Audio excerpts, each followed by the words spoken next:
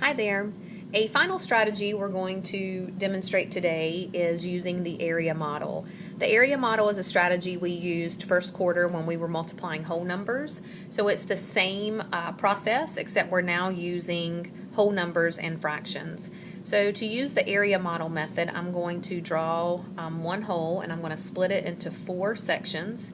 And I'm going to label one side 3 and then 1/6 into those sections, and then 1.5 into those sections.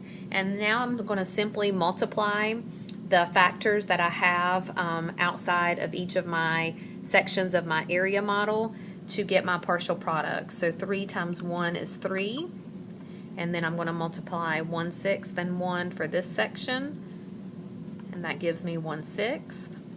And then for here I'm going to multiply 3 times 1/2, which gives me 3/2, which is the same as 1.5, and then 1/2 times 1/6, which will give me not 1/6 times 1/6, 1/2 times 1/6, which will give me 1/12.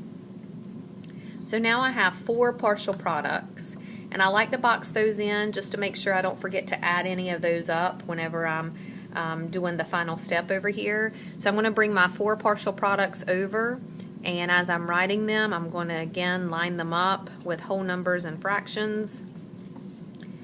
And just as we saw with our decomposing method, we have to find a common denominator, which is 12.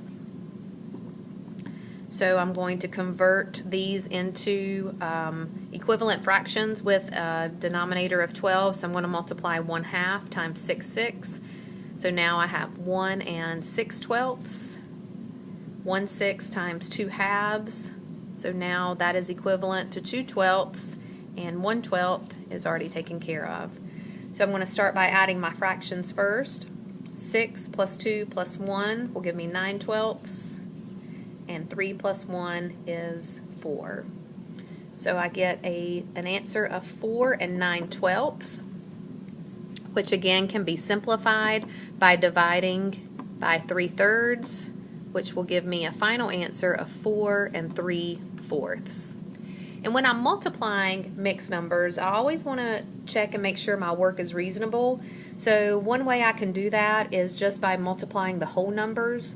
So I know 3 times 1 is 3, and I still have some additional parts to multiply. So I know my answer has to be greater than 3, and that's one way that I can compare my work and make sure my answer is reasonable. So if my final answer were less than 3, or if it were much greater than 3, say 8 or greater, then I would know that I needed to go back and take a look at my work again to rework it to make sure that it would then be reasonable.